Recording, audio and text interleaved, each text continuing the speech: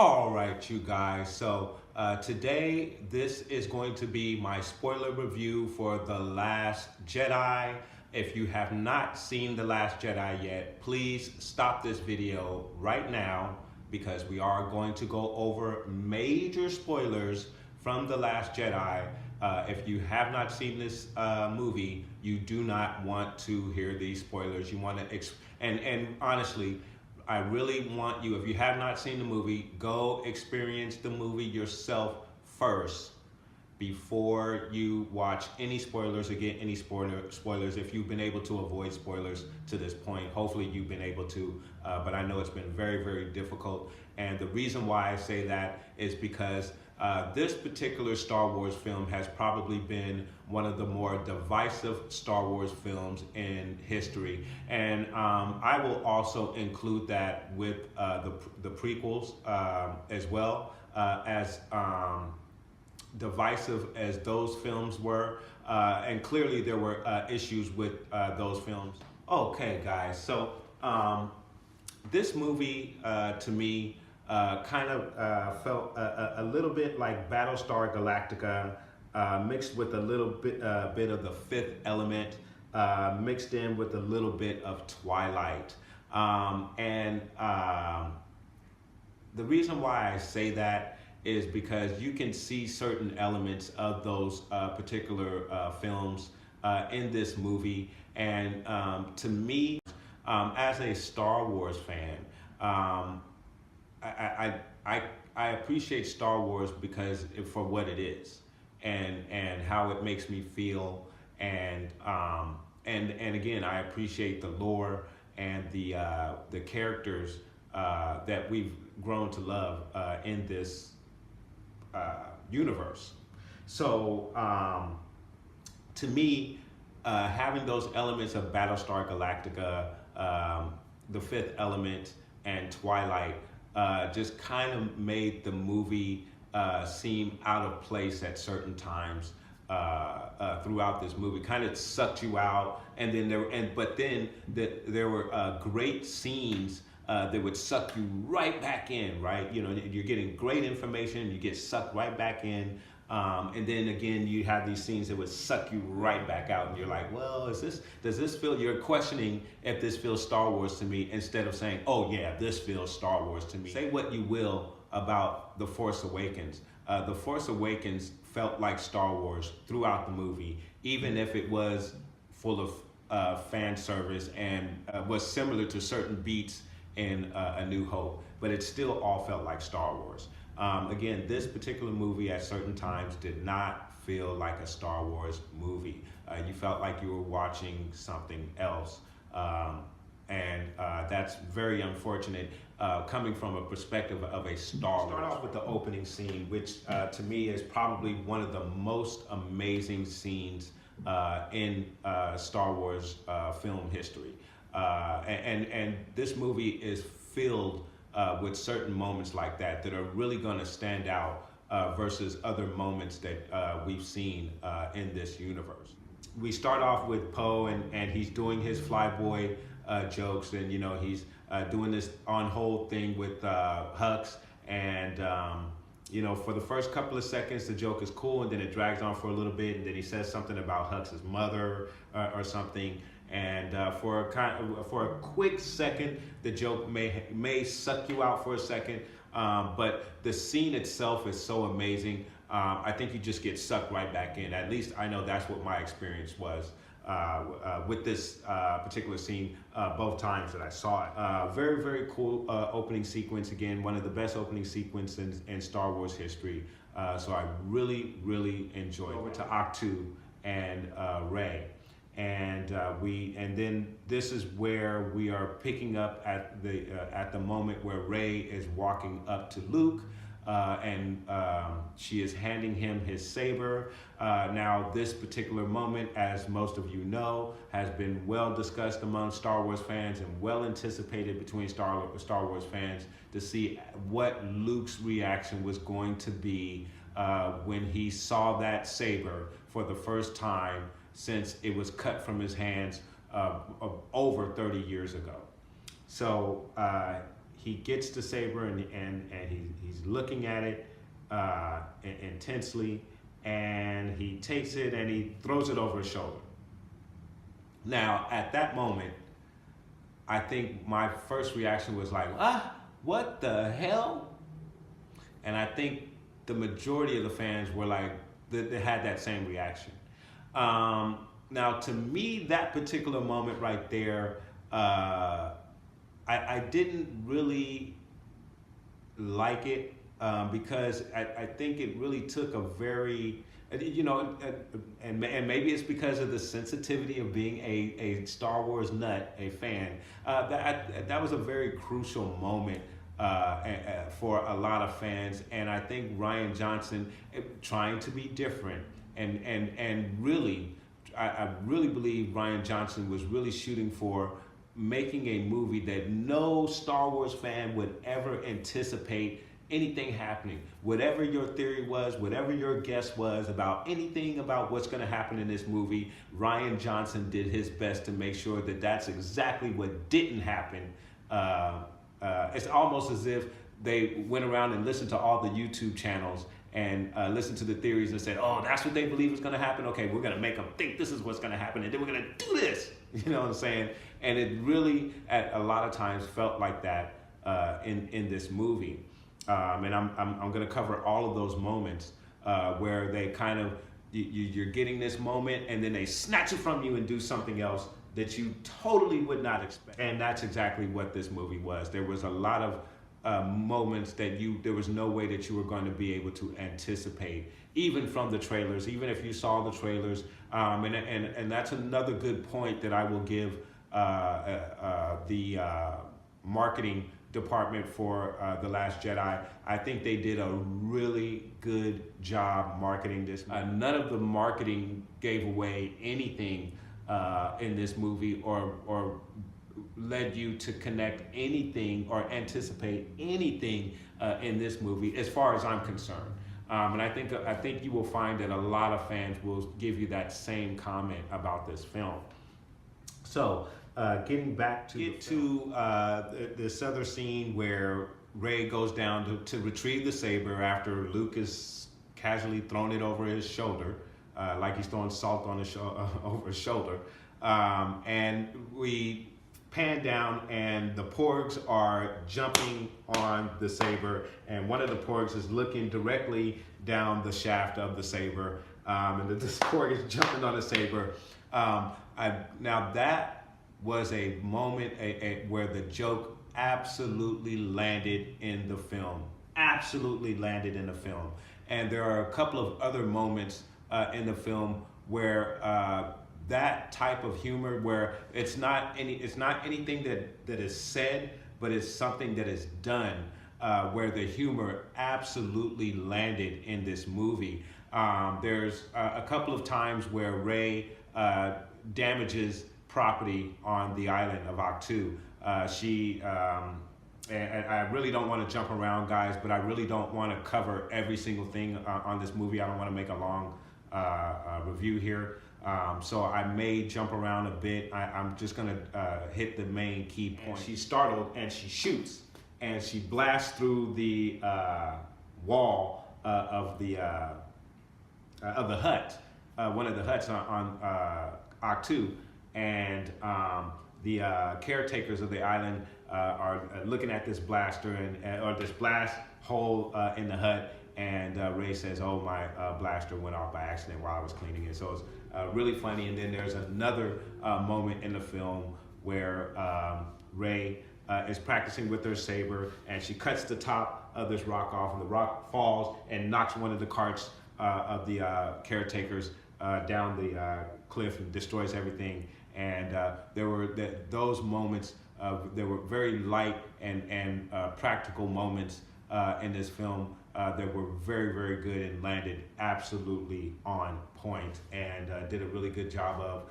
And then again, there were those jokes like the joke in the beginning of the movie that were forced, and some other moments where they attempted humor, and it just really did not land for whatever reason. So the dynamic with Rey and Kylo being brought together through the Force and able to speak to each other was one of the best parts about this movie, and I really enjoyed that. And I really, when I first saw it, I kind of got the Reylo. I kind of thought like, okay, here they go with the Reylo thing.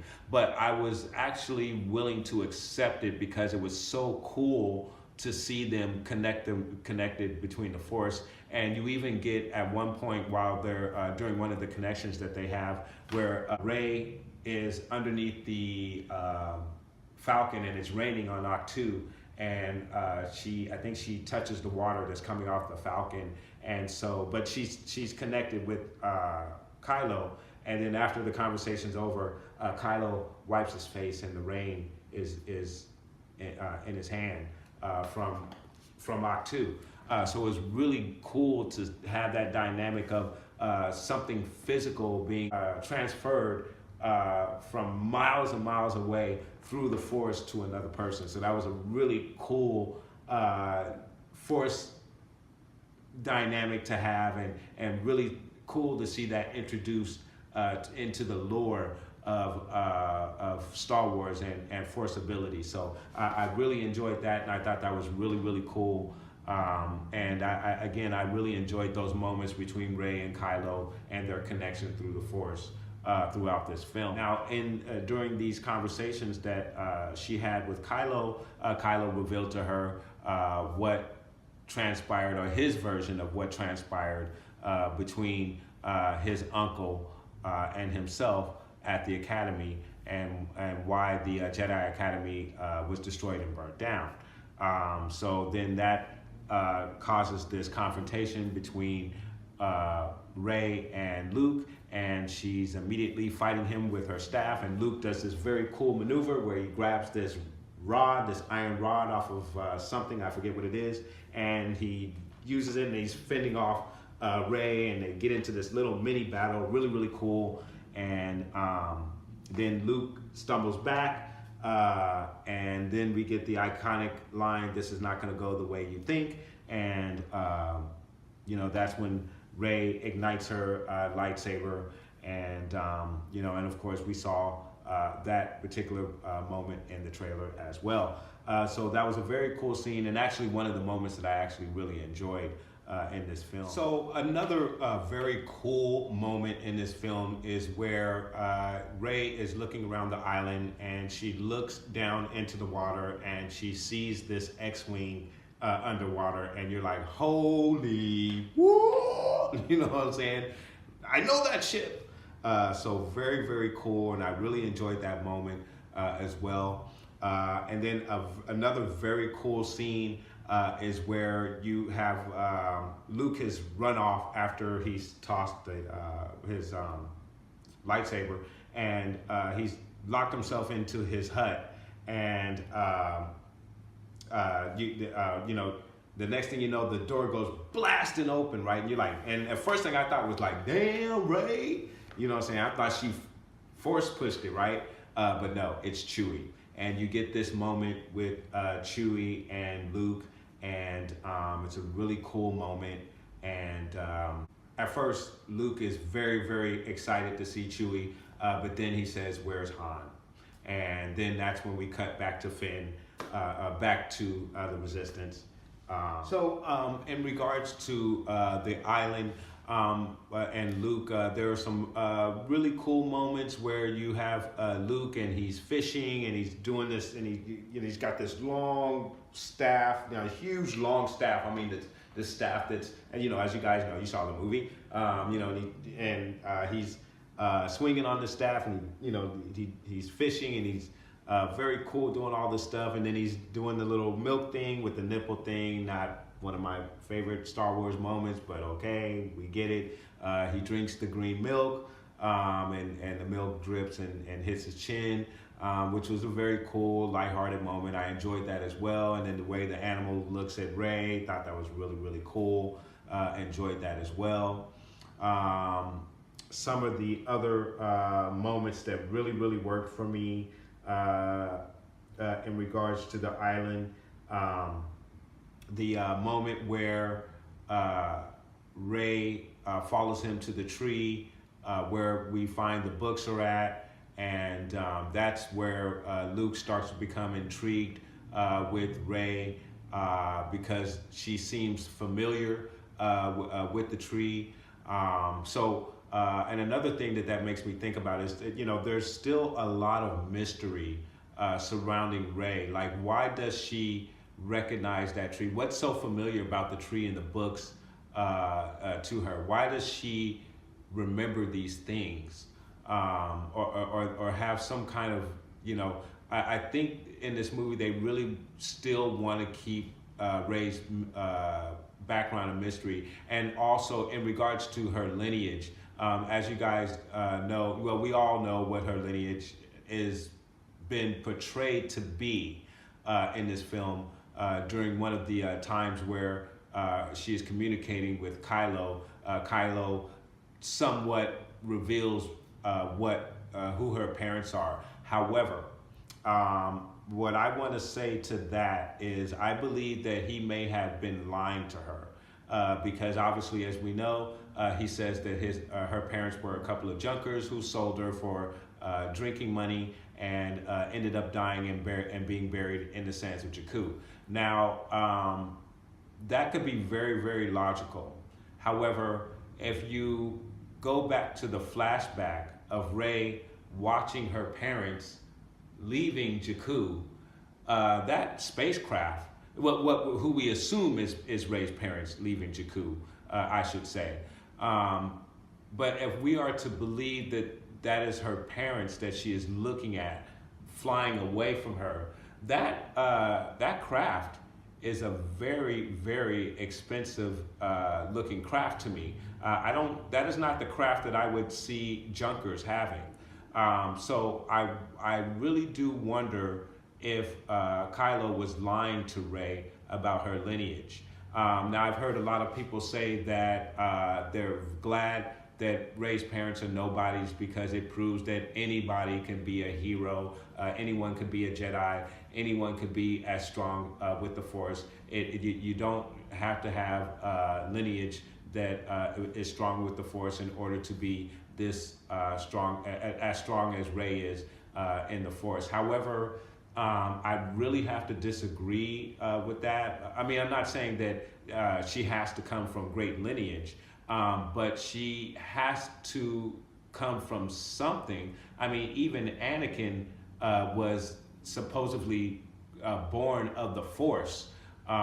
So there was something that gave him the strength in the Force that he had. I would say Rey is, if not equal, she's very powerful in the Force. So we still require some explanation on why she is so powerful. And not only that, but why she is so familiar, not familiar, but why things come to her so quickly through the Force with little to no training. And that's another thing that I want to cover. Now, between The Force Awakens and The Last Jedi, we've pretty much covered every single moment here with Rey throughout this trilogy. I mean, we've been with Rey the whole ride. There's no time skip between The Force Awakens and The Last Jedi. And since this time, Rey has been able to become very proficient with the lightsaber with little to no training. Luke did not train her to use that saber. She did a little bit of light training on a rock on Ahch-To, and she became very proficient with that lightsaber, so much so that she took out a couple of the Praetorian guards very well. She did a really good job. She handled herself with that saber. She even saved Kylo in that fight, as we all know, by handing him that saber. So we still are going to need some explanation on why is she able to have the Force and these things come to her so quickly, and her strength in the Force. There has to be an explanation behind it, and I truly believe that. And it's not anything that I'm hoping that her lineage means more than just a couple of drunk junkers who are buried on Jakku. I can accept that if that's exactly what it is. But I'm still going to require a valid explanation on why this particular person is so strong with the Force. I know anyone could be a Jedi. I know anyone could be Force sensitive. But to this extent, I need an explanation on why that is. So and then now I also want to cover Leia and what happens to her on her command. Kylo is aiming down on her, and he's ready to shoot, and he hesitates. He takes his hands off the trigger. But the two TIE fighters that are trailing him continue on with their mission, blast at the command ship, boom, blast it, and you see this incredible scene, incredible, wonderful visual scene where Leia gets sucked out of the command ship and into outer space. And at that moment, I thought to myself, oh my God, this is how they're gonna take Leia out. And I was like, and there was a gasp in the theater. And I think a lot of people thought, okay, this is how they're gonna handle Leia, this is how they're gonna do it. And I would have been okay at that moment if that's how they handled Leia going out. And I enjoyed the fact that the trailers misdirected us into thinking that Kylo pulled the trigger, but he didn't. But the other two TIE fighters went about their mission and did it anyway, right? So you have this moment where she's sucked out into space, and you think that this is it. That's Leia's gone. This is it. And then you get this scene, this moment where Leia's in space, and you guys all know about it. You've heard the Superman jokes, all of the Mary Poppins jokes. You heard all about it if you're watching this video. And to me, it was a very strange moment, and I do remember bawling my face up in the theater when I noticed that she was surviving in space. She was moving in space, and I cringed. I said, "Oh no, they're not going to do this." And she starts to use the Force, and she pulls herself back into the damaged ship, and puts her hand on the window, and everybody comes over, and they go to rescue her. Now, we've all been over this particular part of the film, I'm sure, again, if you're watching this video. Obviously, there are several things wrong with this particular scene, and one of the obvious things to help make it seem like this could work is, of course, using the Force as an excuse to say, okay, well, she can survive the vacuum of space and the cold, icy coldness of space by forming a Force bubble around her and able to survive the depths of space. And as a Star Wars fan, I could actually accept that. The things that are hard to accept is from the initial explosion and her being sucked out of the ship. unless the only other thing I can buy is she sensed what was getting ready to happen. And this is probably and because I just came up with this explanation just now, guys. It just hit me just now. But the thing I can't accept is that she sensed what was going to happen. She had already put the force bubble on herself before the blast hit. So when she was sucked out, she was already protected. So the air was not sucked out of her lungs. She was protected from the freezing coldness of space. And she was able to pull herself back in. So I can accept that. The only problem with that explanation right there is the fact that we do see that the ice is starting to crystallize over her at the moment that she starts to move. So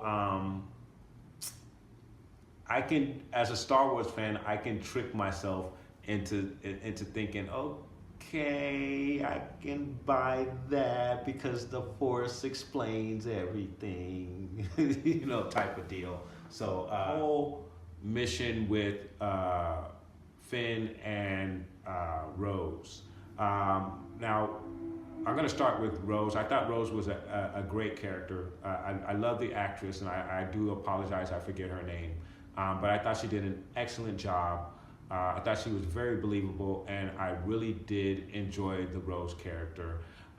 Finn is one of my favorite characters of the new characters that they presented to us in this trilogy. But I do like all of the characters in this new trilogy. So getting on to Canto Bight.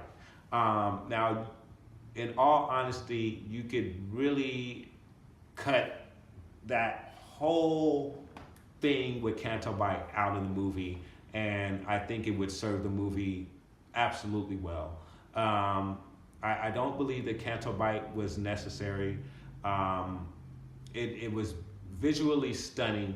It looked beautiful, but as I had mentioned in the beginning of this film, this is where we get into the Fifth Element type of vibe that I got from this film, and it kind of pulled me like right out of the Star Wars universe, and all of a sudden I'm in the Fifth Element universe, and you got all these aliens and these well-to-do characters, and they're all gambling and having a good time and living the life, and you have this beautiful beachfront casino on this beautiful planet, and everything's beautiful, and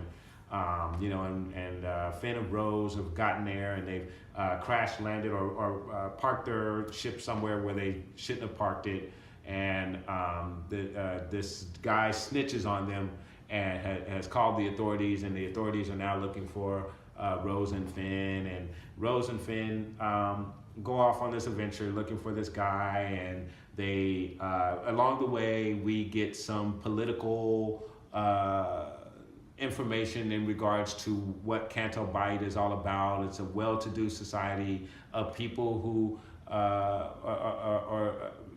where the money is truly made on selling weapons, and then we find out that not only are weapons being sold to the First Order, but they're also selling weapons to the Resistance as well. So these individuals are playing both sides, right? And not only that, but they have enslaved these kids, and they're making these punishing these kids and treating them bad, and making them work, and then also these animals that they use for pleasure, and they're racing these animals, and they bet money on these animals. They're abusing these animals as well. So we get all these political overtones in this little nutshell of a segment in the film that really, again, is not necessary to the story, unfortunately. And that's one of the reasons why I say that you can actually take that whole Canto Bight part out of the movie, and I think it would serve the movie very, very well, because I just don't think any of it was necessary. So, and what's really, really funny is that as far as this being the longest Star Wars movie ever, again, there was some fat to be trimmed off of this film. A lot of fat to be trimmed off of this. That's not to say that Rose and Finn did not do a good job with what they had. It's just that that whole particular mission was unnecessary, unless you want to say that that was a means to get Finn over in front of Phasma, so Phasma and Finn can have this showdown. Now, segueing into that, and really, guys, if you haven't noticed, now I'm getting into some of the negative stuff about this film. So, as we segue into the fight between Phasma and Finn, and there's another part I skipped over, guys, but like I said, I didn't want to cover every single aspect of the movie, but of course, we later find out that DJ has betrayed Finn and Rose, and Finn and Rose have become captured, and that's basically how Finn ends up in front of Phasma there. So we get Phasma finally in the movie. Now, we all know that we were promised that Phasma would have a bigger part in this movie. That's why we brought her out of the trash compactor, and we're gonna make her a badass. We're gonna give her a bigger part in this movie. So you're like licking your chops for this scene that they teased us in the trailer with Phasma and Finn fighting, right? This ultimate rivalry that's been going on since Finn defected, since he defected from her, broke his mind control, and made her look bad. We get this epic battle. It's a really good battle, really good stuff. Like I said, I think John Boyega did a really good job with what he was given to do. I think Rose did an excellent job given with what she was given to do in this film. And the fight is a fairly decent fight, not a very long fight at all. Finn ends up basically getting knocked down towards the end of the fight, gets seemingly knocked down the shaft, which causes Phasma to relax for a bit, but we come to find out, no, Finn did not fall down the shaft. Boom, he hits Phasma. Phasma falls, and we see that a part of her mask has been damaged, and her one eye is exposed. So we get a glimpse of Gwendolyn Christie's eye, basically. And she says this line where she calls Finn scum, and then Finn replies, no, he's rebel scum. And so we get our cheesy moment of the film, cheesy line in the film, and then Phasma falls into this pit of fire, and seemingly that is the end of Phasma. Seemingly that is the end of Phasma. So, unfortunately about this particular part, and I'm just gonna make it real quick and simple. They did the same thing with Phasma in this film that they did in the first film. They didn't give us anything with Phasma except a 30-something second battle where she did a good job, and she did a great. Gwendolyn was great. You guys are not giving her the material to show how great this character could be, and it's unfortunate, and it's one of the low points of this film. Now, another major point of this film that I'm gonna go into is the scene with Snoke, Rey, and Kylo. So we get this scene where, just to set the scene up, guys, for you, Rey has decided she's going to take off. Forget Luke, he's a lost cause, he's no good. I'm gonna take off, I'm gonna meet up with Kylo. I've looked into his, I've seen what he's going to do. He is not going to follow Snoke. He's going to help me fight against Snoke. So I'm gonna go to Kylo, and we're gonna battle Snoke. We're gonna end this, right? So she jumps on the Falcon. She goes to where Kylo is. She jumps into one of the, I believe it's in one of the escape pods, if I'm not mistaken, of the Falcon. And she is brought aboard Snoke's ship. And then, of course, Kylo is waiting there to bring her to Snoke. Then we get this really cool throwback to Return of the Jedi, where they're going up to see Snoke in the elevator, and we have Kylo standing there and Rey standing there in her handcuffs, just as Luke was in the Return of the Jedi with his father Vader standing there in the elevator, and she says, "You don't have to do this," reminiscent of exactly what Luke said to his father going up to the elevator to go see the Emperor. So they put that little throwback there in the film, which was really, really cool. Another moment that I actually enjoyed in this film. And then, of course, we get into the throne room and we have this discussion, as you guys know, and then, of course, Rey is resisting Snoke, and Snoke's throwing her around the room and bending her backwards with the Force, and she's trying to do all this stuff, but he's showing some of the greatest power with the Force that I've ever seen. Just totally manipulating Rey, doing whatever he wants to Rey, and there's nothing Rey can do.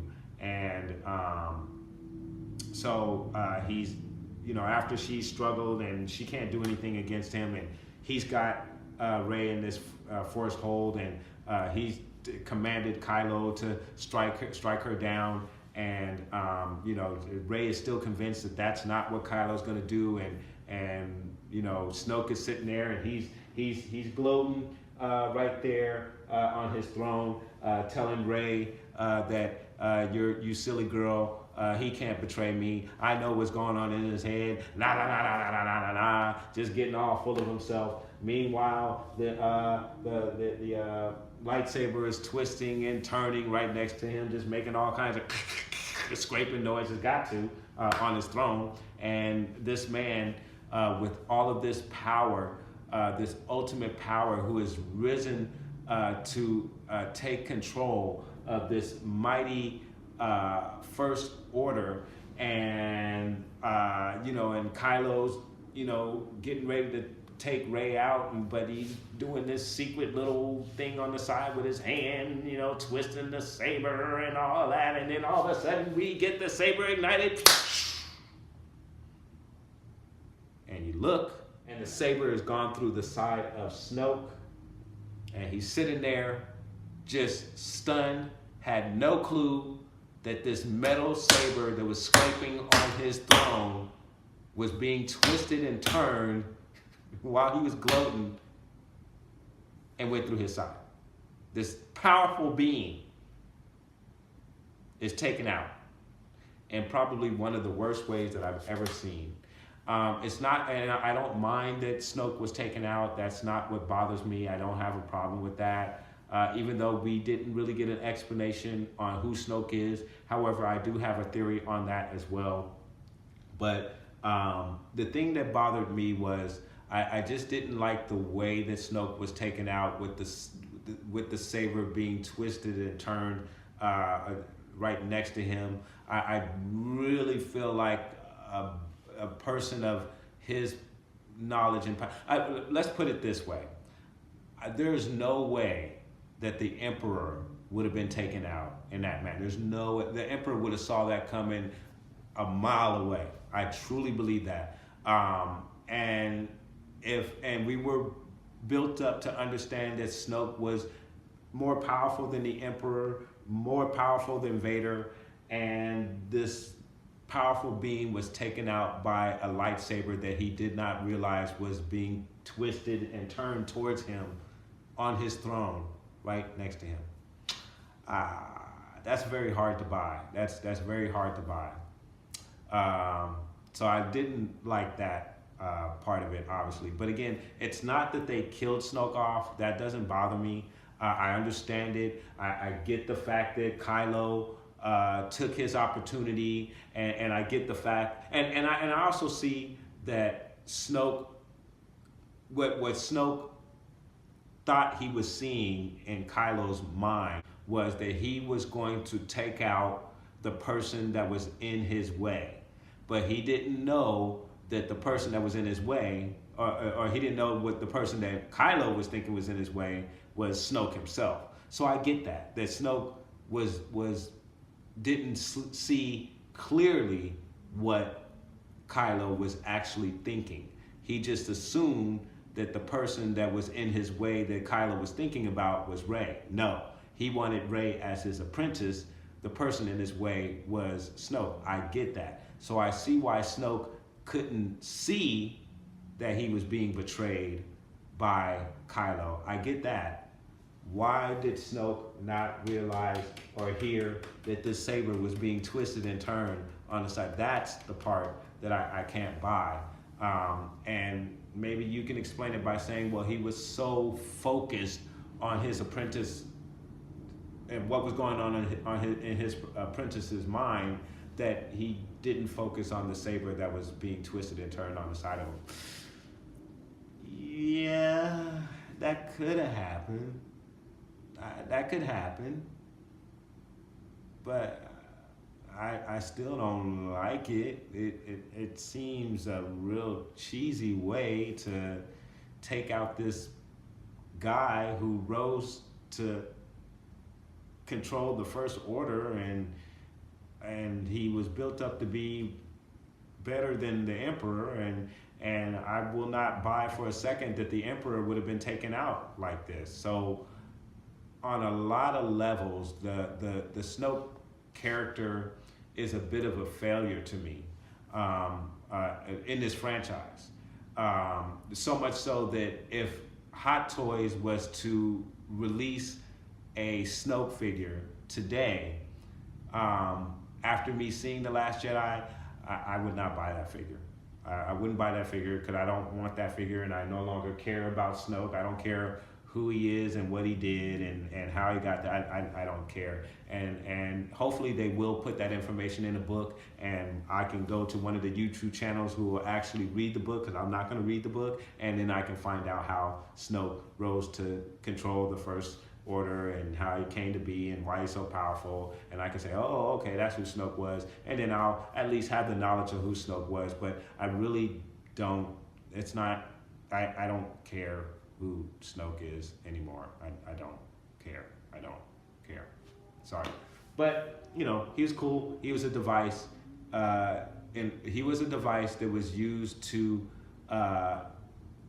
bring him and Rey together, and also a way for Kylo to seize control of the First Order. And now we have the man-child Kylo Ren in control of the First Order. After we get the saber through Snoke, Snoke's body splits in half and he falls and he hits the floor, and he's laying there all messed up and looking funny, and you know, it was a nice little laugh. And then we get into this epic battle with Kylo and the Praetorian Guards, and beautifully shot, beautifully choreographed, excellent battle. One of the highlights of Star Wars. Again, like as I've been saying in this particular review, this movie is full of epic moments. One of some of the best moments in Star Wars film history. And again, this battle between the Praetorian Guards is one of those moments that you can take from this movie and say, damn, that's one of the best moments in Star Wars right there. And that's exactly what this was, this battle between the Praetorian Guards. It was, and with Rey and Kylo, it was an absolutely wonderful battle, and they're fighting these guys, and the Praetorian Guards are handling their own. In certain instances, they can even battle against the lightsaber. So that was really, really cool. Really good job. And of course, the Praetorian Guards did a lot more than the Imperial Emperor Guards ever did. At least you can say that for the Praetorian Guards. They were very formidable foes. So you have Kylo and Rey who taken out the Praetorian Guards, and you get this moment where Kylo, he is actually offering his hand out to her and for him to join her after this fight is over. And obviously she refuses, and we get into this fight over Luke's original lightsaber. And they're both pulling on this saber from either end. of the saber, and using the force. And they're pulling on the saber, and all of a sudden, boom! It blows. You know, they pull the saber apart and destroy it. And I believe at that point it cuts away after that happens. And but when it cuts back to the scene, Rey is gone. She's gone. She's taken off.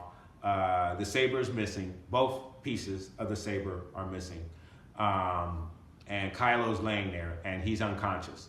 Hux walks into the room, and Hux is trying to figure out what the hell happened. But he sees Kylo unconscious. He goes to reach for his gun, getting ready to take Kylo out, and he sees Kylo waking up. So he actually doesn't even pick up his gun. He just goes for it, and then he sees Kylo waking up, and he decides, nah, it's not a good idea. I don't want this dude to choke me out before I get a chance to get him. But you have this dynamic between Hux and Kylo, which is really, really cool, where you have, I don't think, as I had mentioned, I don't think Hux fears Kylo the way that he feared Snoke. I think he sees Kylo as more of an equal, even though Kylo has the Force and he can easily choke Hux out or kill him at any time. So Hux is very careful around Kylo, but he doesn't fear Kylo the way that he feared Snoke. And if he gets an opportunity to take Kylo out, I think he would take that opportunity, and that's something to look for between these two individuals going into Episode 9. Now, getting back to that whole scene, the whole fighting scene with the Praetorian Guards, one of the things that bothers me sometimes in Star Wars is that you have these moments, like this particular moment, where all of this has transpired, and Hux walks into the room, and Kylo is able to say, oh, you know what? Rey took out the Supreme Leader, as well as all of the Praetorian Guards, and knocked me out, and yeah, we need to go after her. But I'm like, with all of the technology that they have in the Star Wars universe, and we know they have video technology because we've seen Obi-Wan use it when he found out how Anakin killed the younglings. So we know they had video technology for a long time, right? So there was no cameras in the Emperor's throne room so Hux could go back and say, wait, Kylo, you, whoa. They didn't have anything like that. So that kind of bothers me a bit, that Kylo's able to, all this can happen and Kylo can just explain it away by, oh yeah, Rey did all this, and now I'm taking over as the Supreme Leader. And so now we have the man-child and his unwilling second in command in Hux in charge of the First Order. So one of the other scenes that I really enjoyed in this film was the Admiral Holdo decides that she's going to do an about face and light speed through Snoke's ship. And she does it, and it's one of the best scenes in Star Wars that I've ever seen. And again, I think this is why so many people are so emotional about this movie and why this movie is so divisive. Because if you're somebody who really enjoyed this movie, you can point out all of the great scenes in this movie and really say a lot of them are some of the best moments in Star Wars film history. You can make a very good, strong argument in that statement if you wanted to. But you can also say with this film that there are a lot of things in this film that are some of the worst things that we've seen in Star Wars film history. And I think that's why this movie is so divisive. And you either are weighing this movie on the majority of the negative things that didn't really work in this movie over the great things that this movie did, or you're either if you enjoyed the movie, you're either taking all of the great things that this movie did and you're casting, and all of that casts a shadow over the bad things that this movie did. And I think that, again, I think that's why this movie is so divisive amongst the fans. Because, as I had mentioned, there are a lot of great moments in this film. And then there are a lot of bad moments in this film where you're like, ah! So another great moment in this film that I really enjoyed was Yoda. Yoda was absolutely wonderful in this film. The first glimpse of Yoda, you're kind of like, whoa, he looks a little weird. And then I think after they cut away from Yoda and go to Luke and then they go back to him, then he looks a little better for some reason. I don't know why. But I did get that feeling when I first saw it. And it didn't take me out or anything. I was just like, whoa, he looks a little weird. And then they cut back to Luke and then I'm like, oh, okay, he looks great for some reason. He looks better than he did when I first saw him. And then of course, Yoda is this, we get Empire Strikes Back Dagobah Yoda. He's still the senile, crazy Yoda. And he's toying with Luke, as you guys know, and Luke wants to burn down the tree. And another cool and another great moment in Star Wars film history with Yoda, we find that Force ghosts are able to affect the physical world when we see Yoda use the lightning to destroy and burn the tree. Awesome, awesome moment in Star Wars film history. Excellent moment in Star Wars history, film history.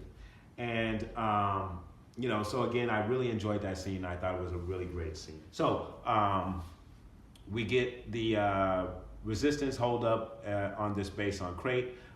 We now have the First Order is now down on Crate, and they have all of their AT-M6 walkers there. They have a couple of AT-AT walkers there, as we all saw in the trailer there. They also have, which is really interesting, which is basically this miniature size Death Star cannon. And they're going to use this cannon to blast open the Resistance base door so they can get inside and kill everybody and wipe out the Resistance, right? So they got this cannon set up, getting ready to blast the door open. So then that's when we get our Resistance making a last stand, and they jump into their speeders. I forget the exact name of the speeders. I got one of them, and I can't think of the name of the speeders. But they jump into the speeders, the skiff speeders, and the ones that scrape along the salt flats of Crate.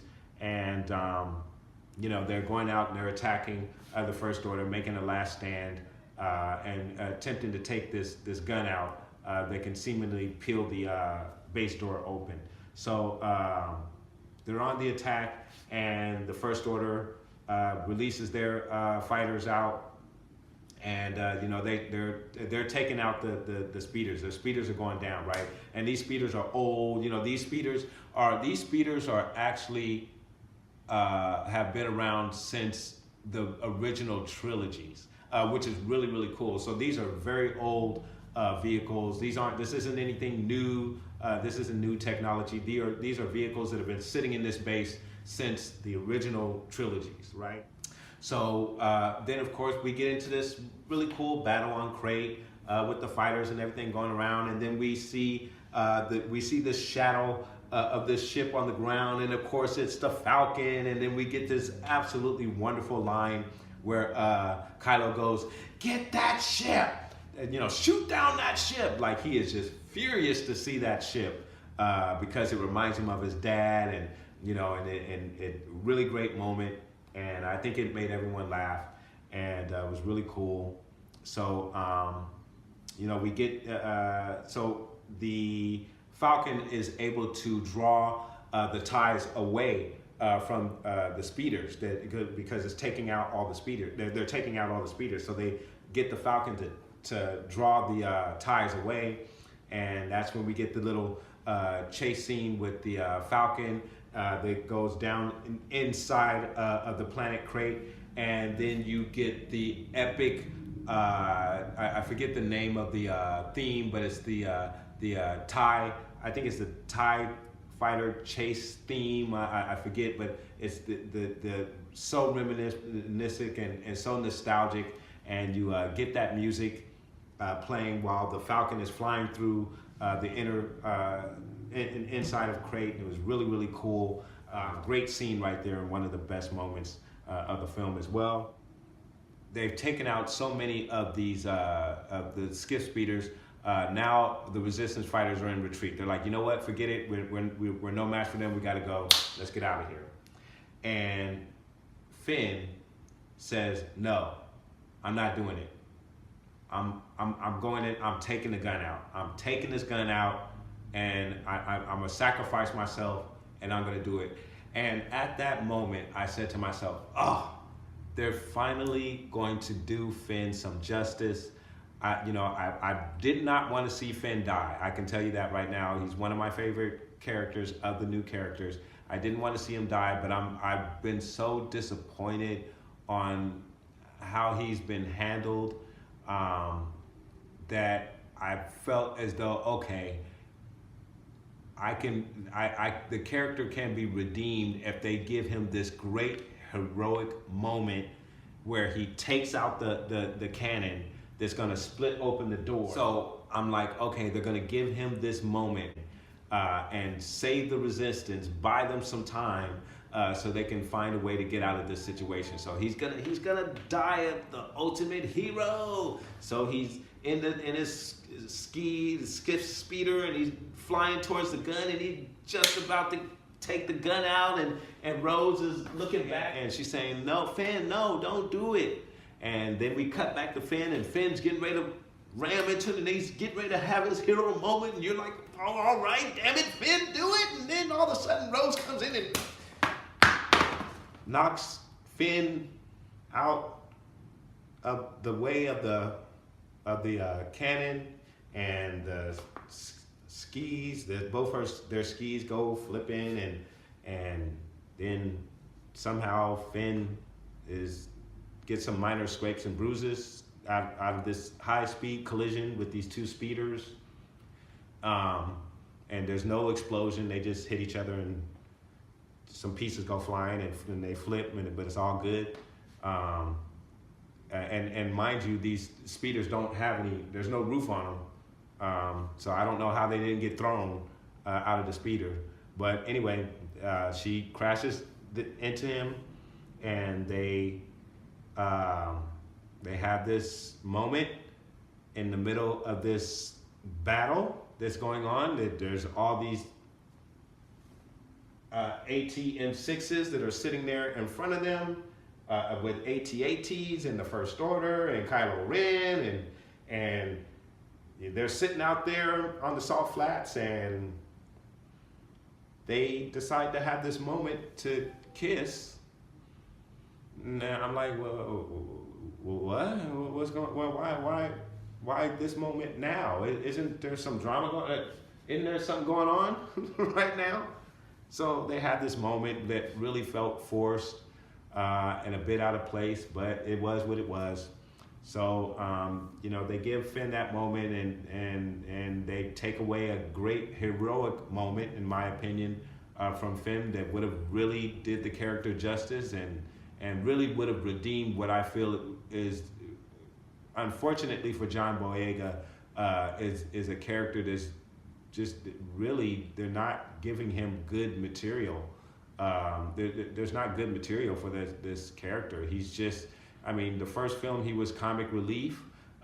This film he was, I don't even know what to call it.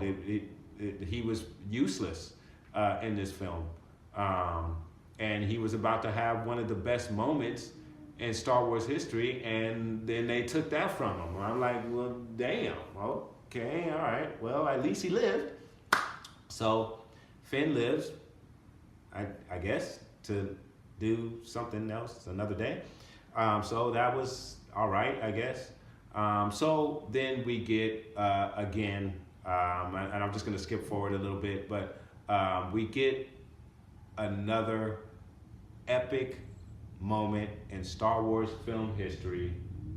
One of the best moments in Star Wars film history, once again, where we get Luke showing up on Crate, and he's a little more clean cut, nice little haircut, you know, dressed a little bit differently, you know, actually dressed exactly how he was in the flashbacks when he was at the training academy between him and Kylo Ren.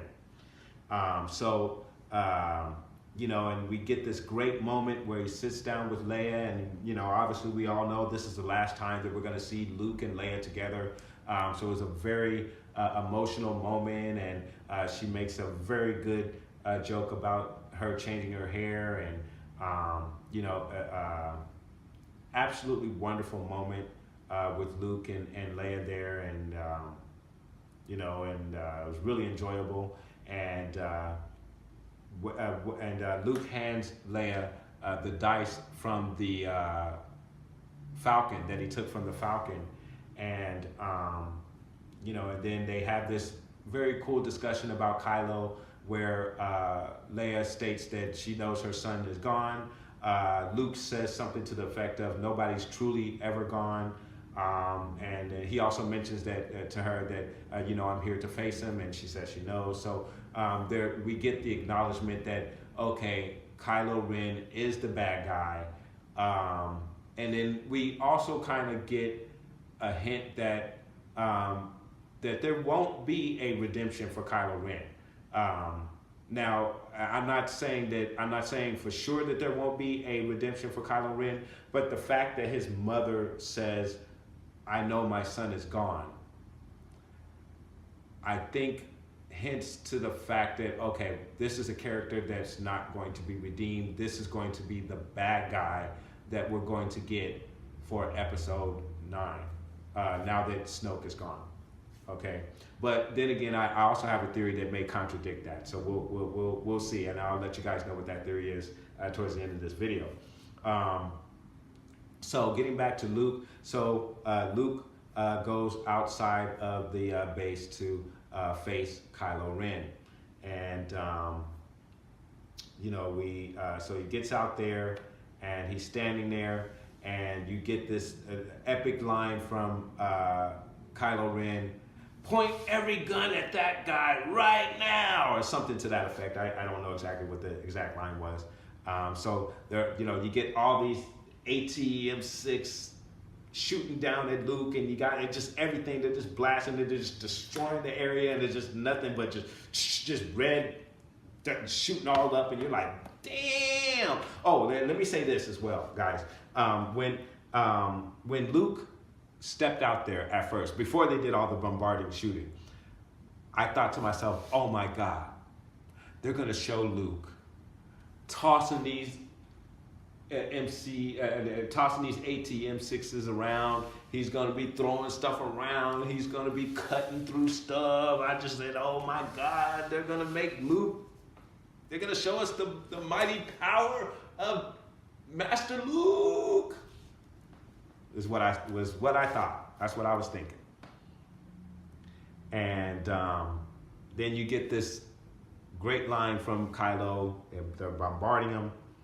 And then so after they're done bombarding the area where Luke is standing, you know, Hux orders everyone to stop. Stop! Hux orders them to stop.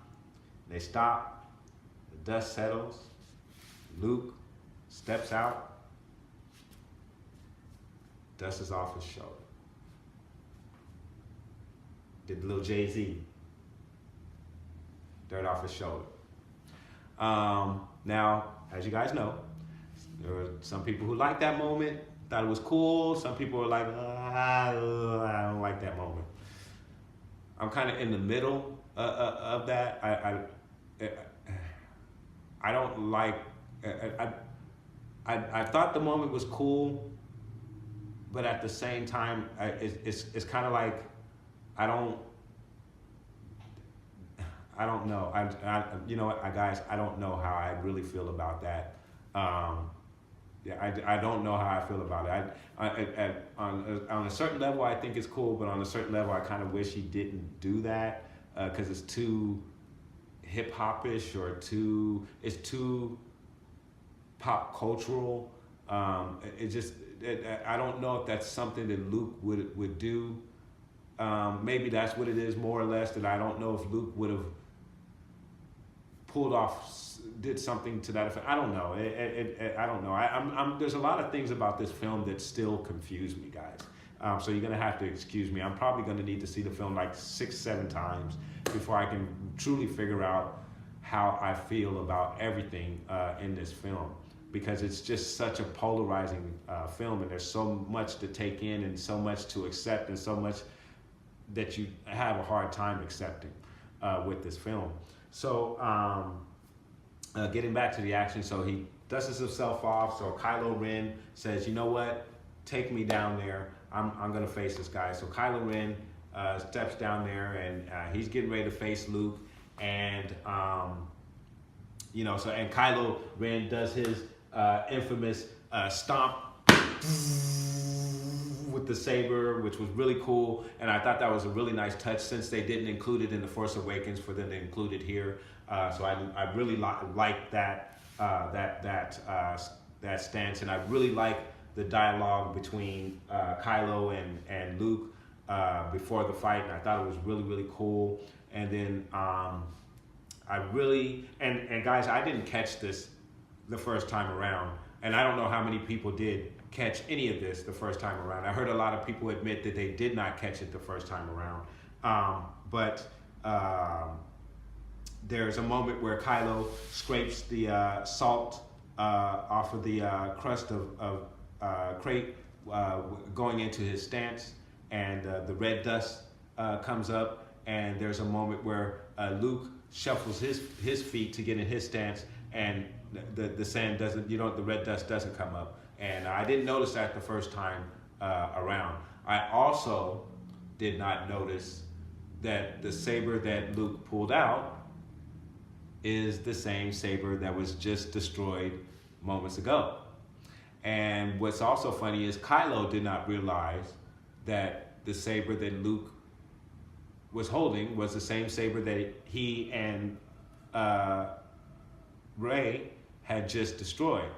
But again, guys, I didn't see that. I did not take that into account the first time around. I was just so entranced on what is going to happen right now, and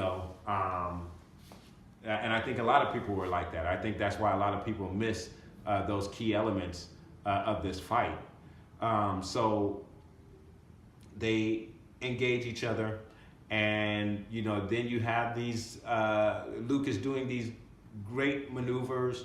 Gives a little matrix move, and Kylo's missing them, and whatnot. And then we get a moment. We get a moment that's very reminiscent of A New Hope, and the moment where Ben had given himself up and knew that Vader was more than likely going to win their battle, their fight on the Death Star.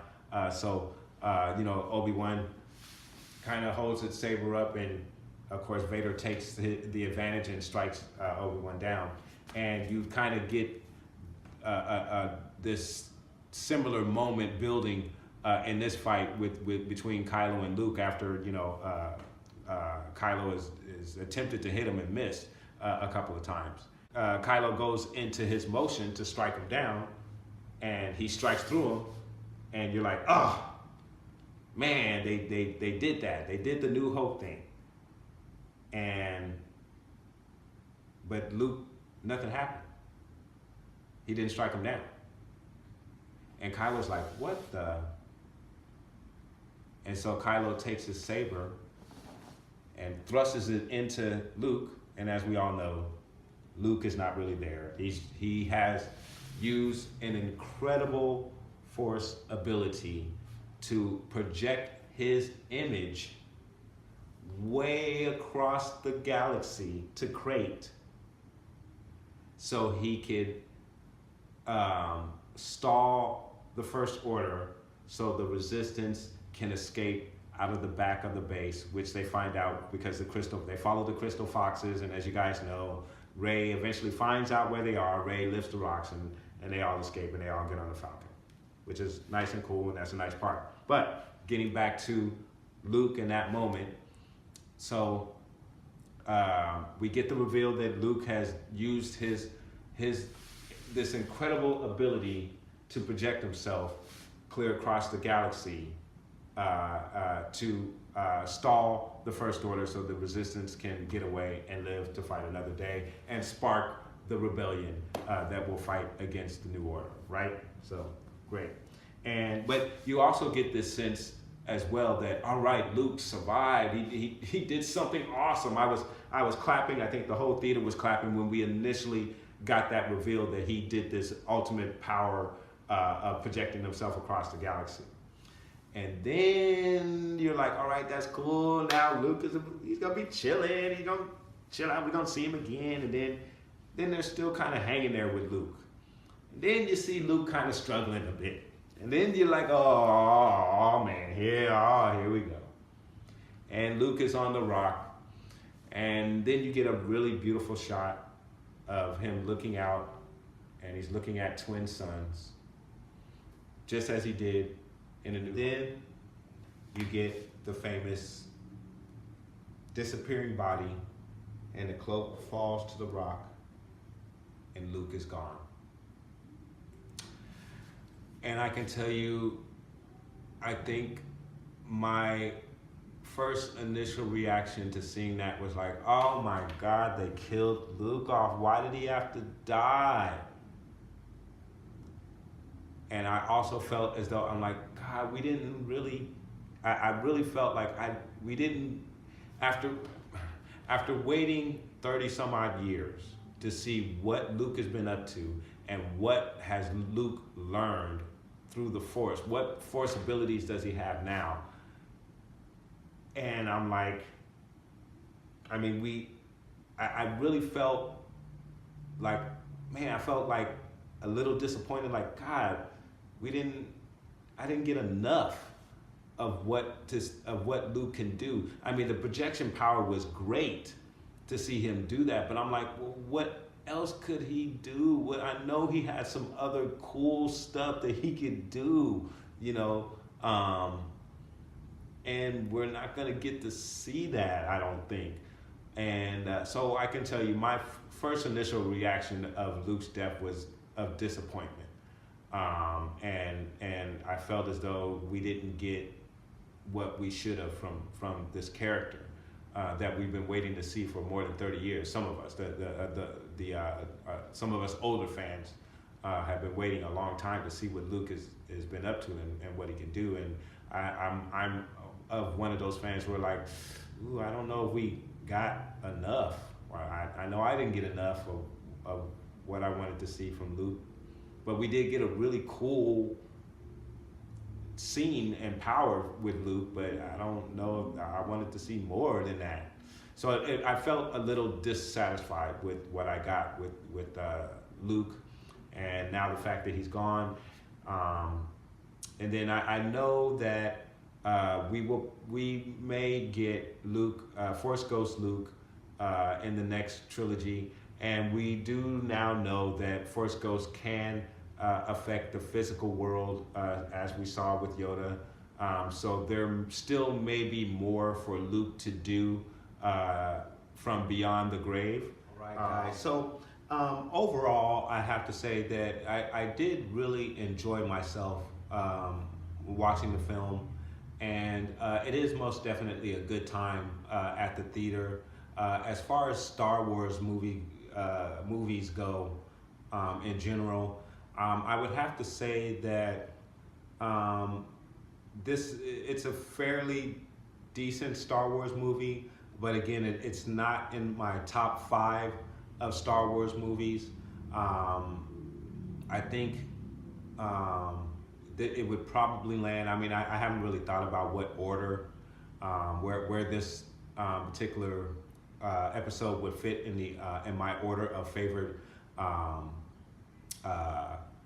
Star Wars movies, but it's most definitely not on the high end of my favorite Star Wars movies, unfortunately. However, again, I think this particular movie provides us with some of the greatest Star Wars moments on film. So I know that kind of sounds contradictory right there, but that's just the feeling that I come away with after watching this film. And I can tell you, again, I've searched through a lot of comments and been in a lot of discussions in regards to this movie since seeing it. And the general consensus that I've gotten is that most Star Wars fans walked away from this film being a little conflicted and confused about it. But then there are several fans who enjoyed this film and thought it was the greatest Star Wars film that they've ever seen. And then there are those fans who absolutely hated this film and thought it was the worst film that they've ever seen in their life. So you get a wide range of opinions on this movie spread across the fan base. And I think it really speaks to how this movie, what the movie really is.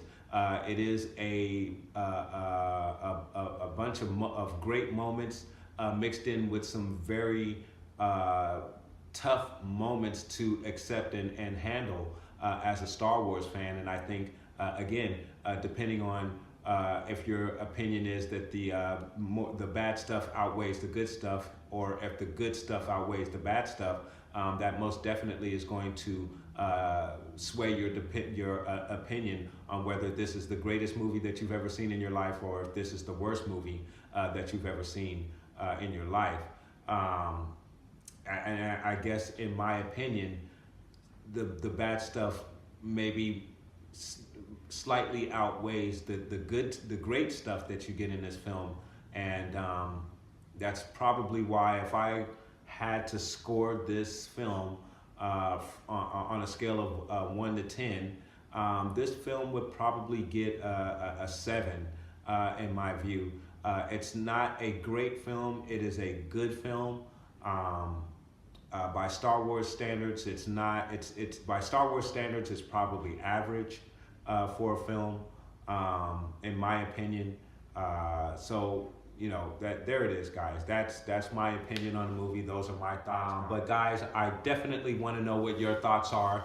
What are your perspective on the movie and the film? Did you like it? Did you hate it? What were your favorite parts of the film? What were the parts of the film that you felt weren't so great? So put your thoughts down below. Please like and subscribe. And of course, guys, from the Father to the Son to the Luke Skywalker Force Ghost. Damn! They killed Luke. May the Force be with you always.